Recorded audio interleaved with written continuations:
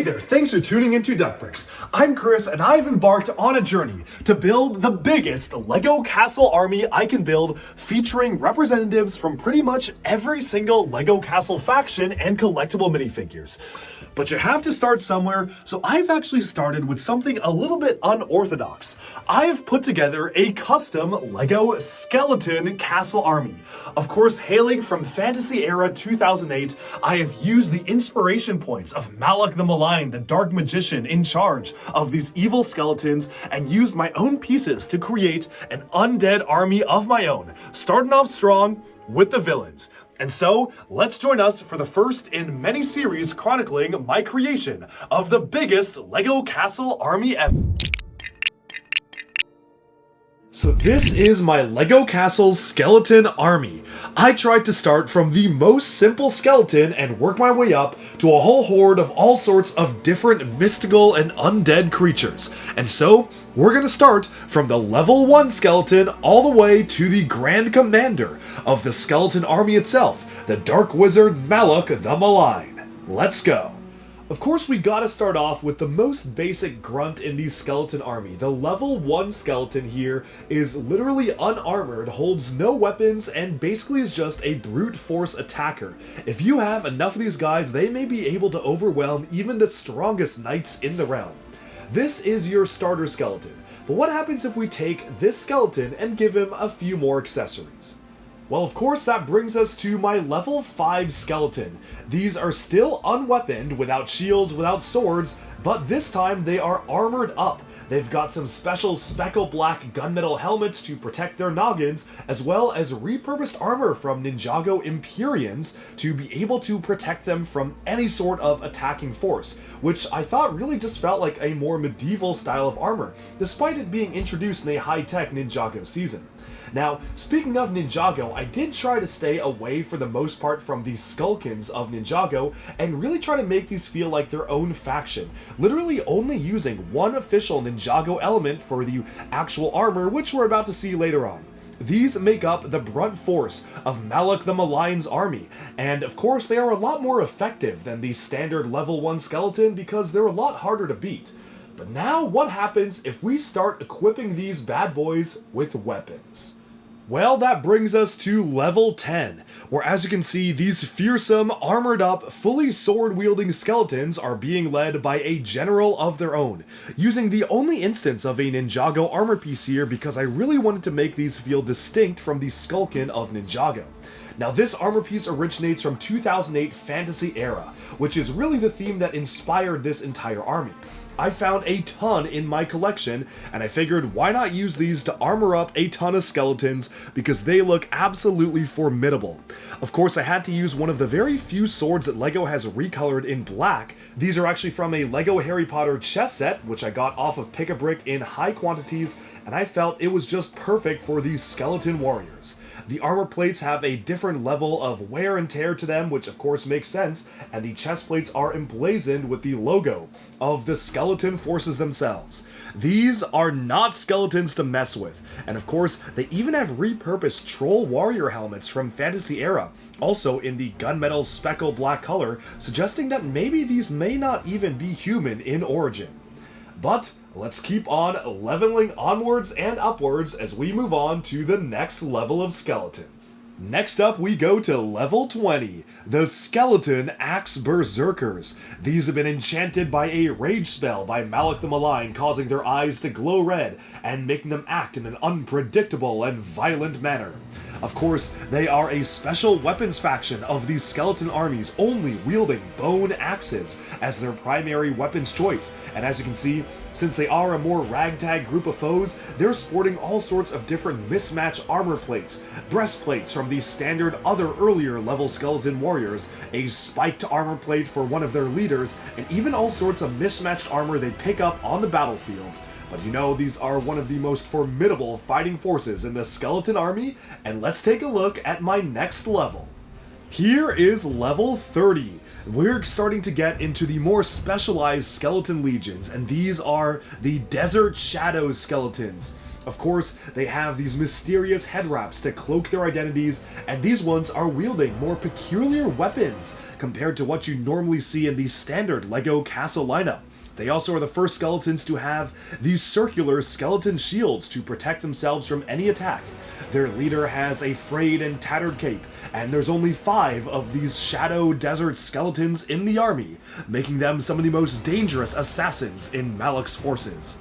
As a out-of-universe explanation, I discovered this incredibly tattered cape in my LEGO collection, which I believe had been custom cut up on the bottom, and I figured I absolutely had to use it for a more mysterious cloaked shadow warrior faction here, and so these skeletons were the perfect fit. Their weapons are recolored gunmetal gray LEGO Ninjago weapons, which actually originated in some LEGO Monkey Kid sets in gunmetal gray, and of course the turbans are actually from some LEGO Indiana Jones and Prince of Persia sets, making these utilizing some of the rarer LEGO pieces in my collection. But now let's move on to level 40. And in level 40 we have a mysterious elite group of skeleton ghost assassins. Part skeleton, part ghost, these male and female warriors are some of the most deadly in Mallock's forces. Of course, I wanted to combine the concept of a ghost and a skeleton into one, so I used these mysterious ghost trails to create this next group of skeletons in the army. The males in the center are utilizing the Nightmare King's head from LEGO Dreams and the classic LEGO Turban, and of course Nadakon the Jin sword complete with gunmetal gray blade from Monkey Kid and Ninjago, and the female ones are utilizing a combination of different types of head expressions and even some Egyptian LEGO collectible minifigure headdresses to really make them stand out in the armies. These add a lot of character and depth to the forces of Mallock the Malign, and given their prowess with these swords, the female ones wielding 2 different blades and the male ones utilizing these gigantic axe blades, they are a force to be reckoned with. Stepping away from the more mystical forces and returning to the ground troops and infantry, the 2 twin generals of the skeleton army serve as commanders of the infantry troops, leading their armies into battle as glorious knights of evil and destruction. They are rarely seen without their personal guards, a lone, silent skeleton archer, as well as the twin skeleton pikesmen, who make sure to protect their knights in battle, no matter the cost. These elite commanders of the ground forces of the skeleton army serve as powerful foes, commanding platoons and legions of skeletons wherever they go, and are a good spot to place at level 50 and 60 of this army. But now, let's keep on leveling up as we take a look at our next set of skeletons. In level 70 we have the skeleton horseback riders of the Knight's Army. These skeleton riders seem to possess the eerie power to twist the mind and soul of any of the kingdom's finest horses, corrupting them and turning them into servants of Mallock the Malign. Here on the right, we have the Dark Rider, a skeleton force so unnatural and so deadly, few live to tell the tale of their encounters with this fearsome beast. And on the left, we have the skeleton riding mage, a mystical skeleton who seems to wield no weapons, but those who come close to him never return to tell the tale. Outside of the universe, it was super awesome utilizing the skeleton horse mold, which they introduced for a lot of different LEGO themes like Harry Potter and Fantasy Era in 2007 and 8, and of course, I had to make usage of some of the chrome gold elements from the LEGO Ninja theme, which I felt made a really nice ornamentation on the top of the helmet. The skeleton on the right's cape is probably one of my favorite capes for all of LEGO, because on the front side, we have it colored black, but on the back side, it's colored red, which actually originates from LEGO Studios for the vampires. And of course, the one on the left is utilizing the invisibility cloak from LEGO Harry Potter, just turned completely the other way around, to give him some more mystical symbols, as well as Savage Opress's armor from Star Wars The Clone Wars. These 2 skeleton riders serve as level 70, but there are even more powerful forces to contend with as we move into the top ranks in Mallock's army. Ancient legends and stories tell of dark wizards and witches drafted into the service of Mallock the Malign even after death.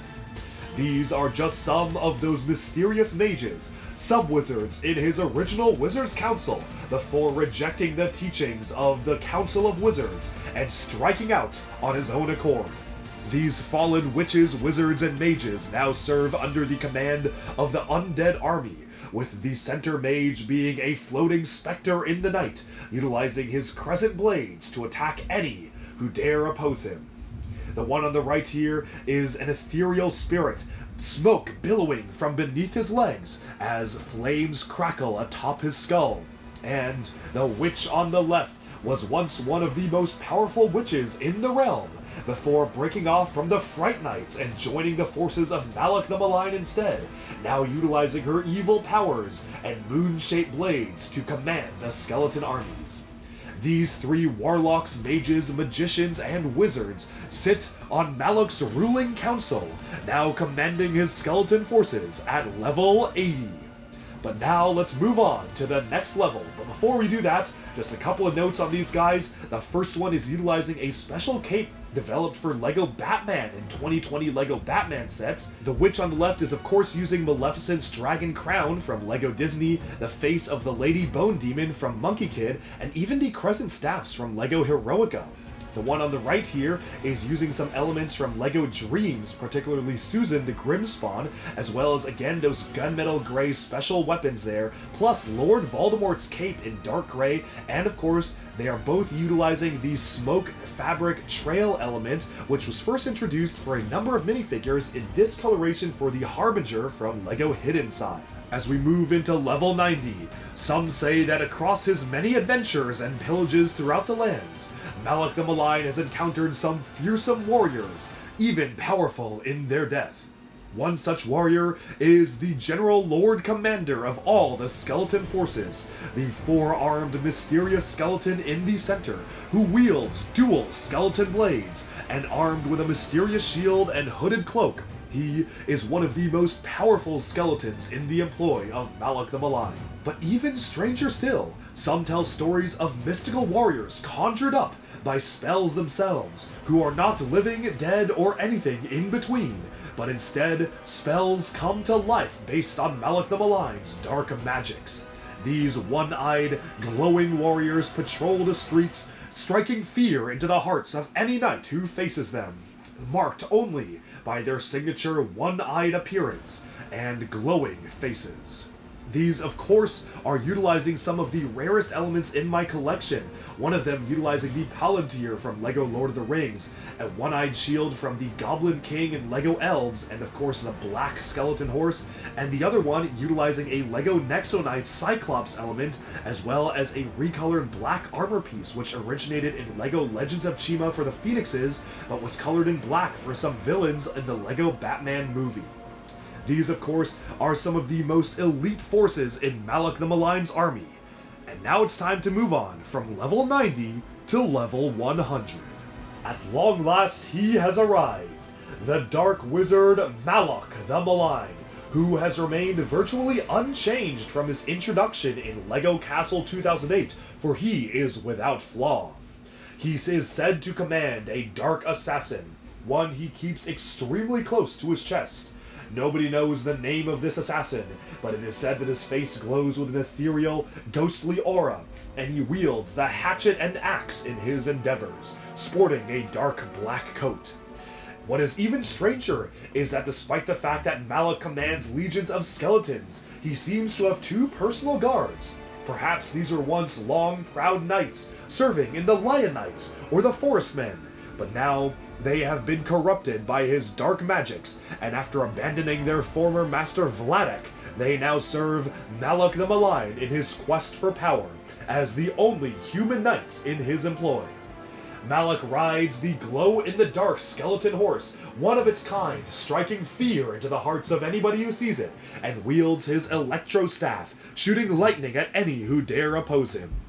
As an out-of-universe thing, Mallock the Malign was first named in the LEGO Adventures of Clutch Powers movie, where he served as the main villain of that particular movie, and of course, the knights themselves are almost unchanged from the collectible minifigure Evil Knight. I have, however, upgraded their helmets. This is unfortunately not using an official LEGO fabric piece, but I actually found in my many bulk lots a black trenchcoat fabric custom component, which I thought was perfect for this lone and silent warrior. And of course, Mallock the Malign is almost unchanged from his original minifigure because I really love that design and feel like it is truly an icon of LEGO Castle, and I absolutely could not replace it now.